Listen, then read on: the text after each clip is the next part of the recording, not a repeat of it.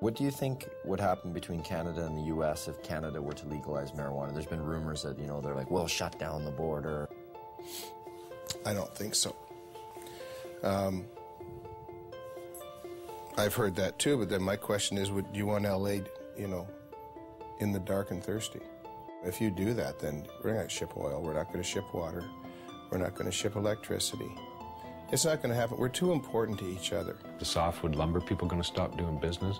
Are the fishing guys going to stop doing business? Are the people who manufacture stuff back and forth across the border going to stop doing business because pot's legal here?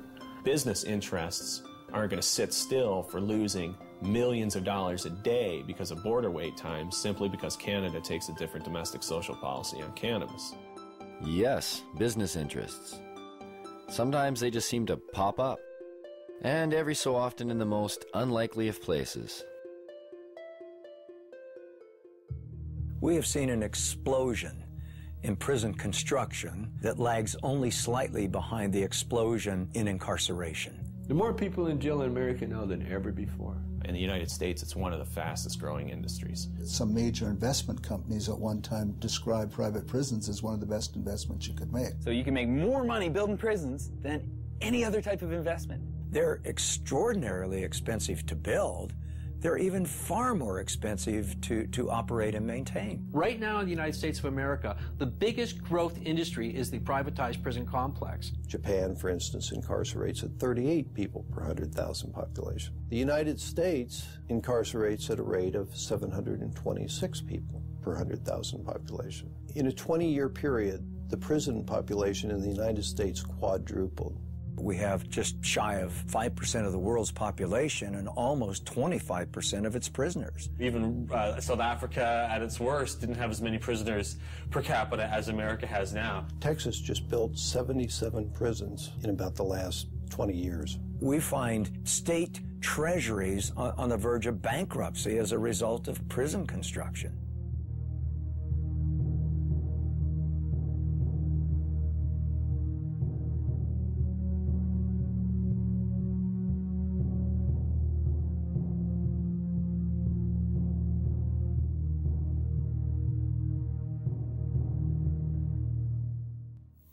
Some think there won't be room for them in jail. We'll make room.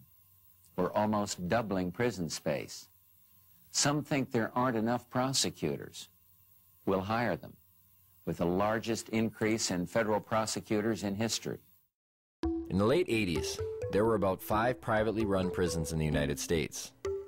By 2005, that number had reached over 260. As soon as you've accumulated a certain amount of capital from building prisons, you can start investing that in ensuring job security, ensuring there'll always be more prisoners around to require more prisons. We have private prisons? What the fuck is that? How did that happen? How can you profit over people going to jail? That's scary. That's a bad, bad sign. Our society is in deep, deep, deep trouble if nobody's looking into that. Correctional guard unions have become powerful lobbying groups, pushing for longer sentences on less serious crimes. California's has become one of the most powerful in the state. The California Department of Corrections budget rose from $923 million in 1985 to $5.7 billion in 2004. Between 1977 and 1999, overall local and state spending on corrections across the country grew 946%, almost 2.5 times the rate in which spending on education increased. And prisons aren't the only thing money's being spent on. There are millions of drug tests per year. There's money to be made on that. It's huge. It started off with people saying, we really need to test people in dangerous occupations. Things like police officers should be tested, pilots in airplanes. Then somebody said, well, our athletes, we should probably test them for drugs too. Then somebody came along and said, well, it's not just the professional athletes. How about the athletes in colleges and high schools? They need to be tested too. Then they thought a little harder and they said, well, suppose we just test everybody that goes out for an extracurricular activity. That should be constitutional because they don't have to do that, you know. So now if you want to join the chess club at school or the French club, you got to pee in a bottle. Now they're pushing to make laws to test all children at school. All the studies show This doesn't have anything to do with whether kids use drugs or not. So it looks to me like this has a lot more to do with the money that's being made for drug testing. Can you imagine how much money will be involved if we can randomly test every child in school?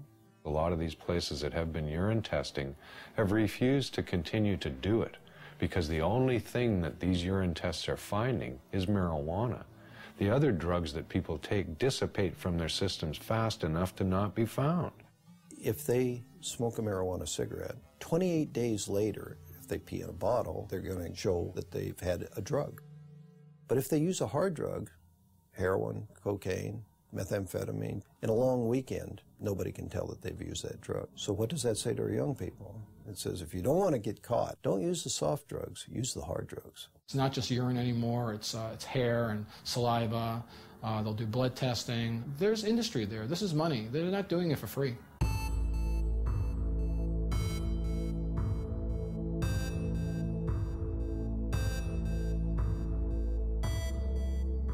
The most profitable industry in the United States is pharmaceutical.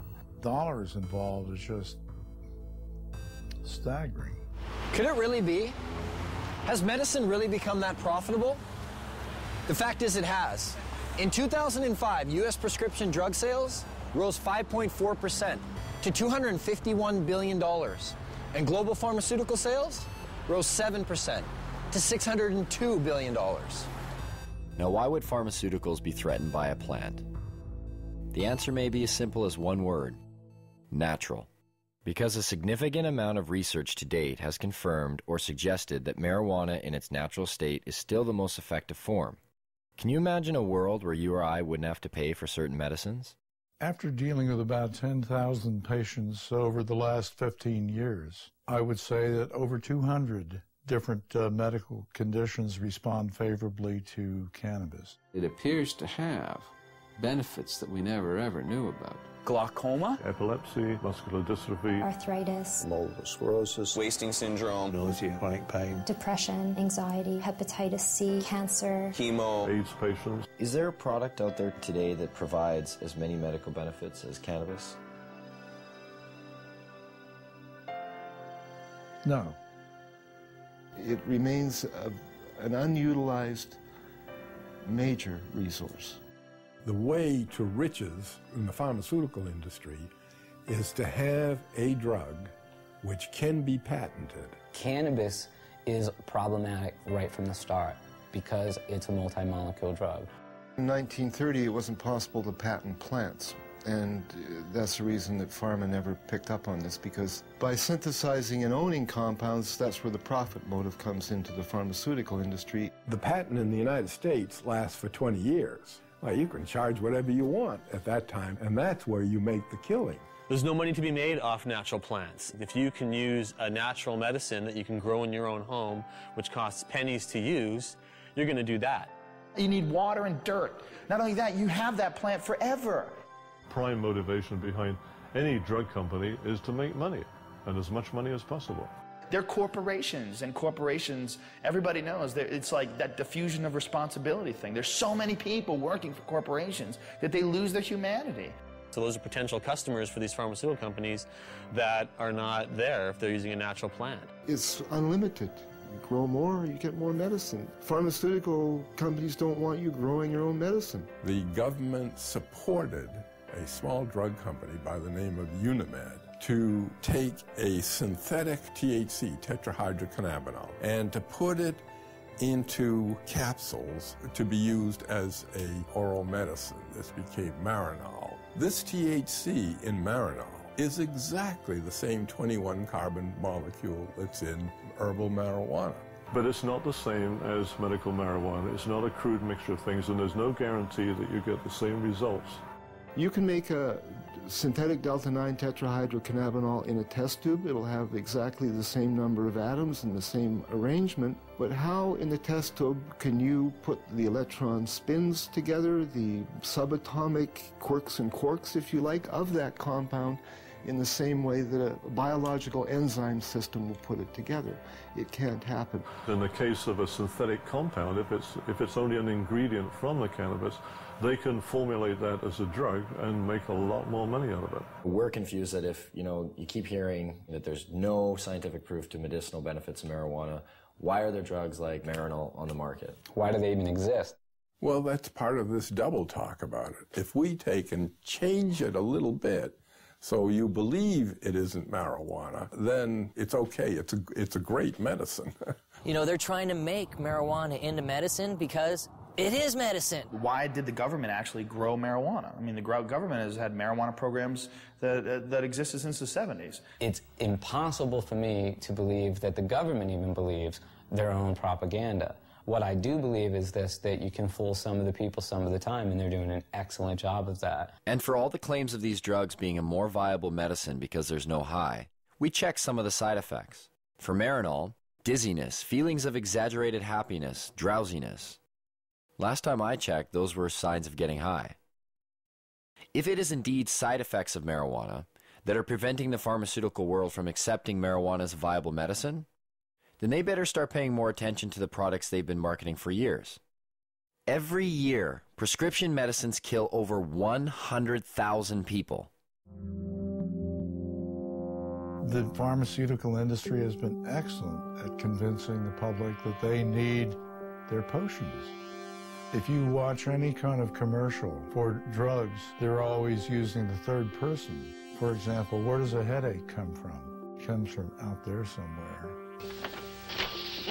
Don't sell the steak, sell the sizzle. How many people in this country alone are addicted to antidepressants? How many people who are on antidepressants really have imbalances, and how many of them just got off of a bad relationship and they're depressed? It seems to be acceptable to give people something as long as you're wearing a white smock or you've given them a legal prescription. Doesn't matter how deadly the particular drug might be in terms of side effects. What we call modern medicine is actually alternative medicine because it's highly experimental, it's often dangerous, often toxic, and it kills a lot of people. To me, it's crazy. There's a lot of stuff out there that'll affect you in different ways. Look at aspirin, heroin, both invented by Bayer. I thought heroin came from opium seeds. And Just natural effect of opium, you keep making it more and more concentrated? No, you have to add certain chemicals to it and tweak it a certain way.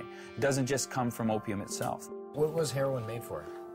As a cure for morphine addiction and coughs. Heroin, the sedative for coughs. Pseudoephedrine. That's the main ingredient in methamphetamine, is to cure the cough, the cold. To get a cold, oh, I think I'll do some meth. When you look at it from a large perspective, like, what's weed?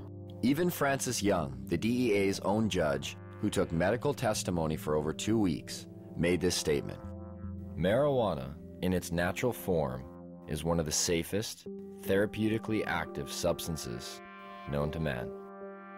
Yet, despite this, and the ever-mounting number of real-world patient success stories, cannabis remains listed as a Schedule I narcotic. Under that category, marijuana is classified as having no known medical value.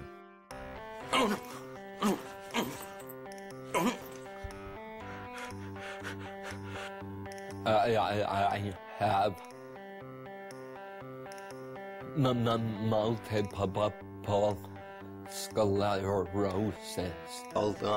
When we first met Greg, his shaking was so severe that he informed us that he would need a few puffs of marijuana in order to participate in the interview.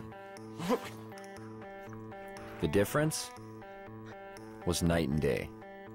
What do you say to those that say marijuana needs to be tested and regulated and have the high taken out for pharmaceutical companies to consider it a valuable medicine? That's a pretty, and I only mean this as a measurement, as to how much it is actually a pathetic thing to say. I mean, just look at me. Is it not blatantly obvious that I have just enjoyed however many tokes? I look happy. Greg has been using marijuana for years and stated to us that he's never experienced any negative effects.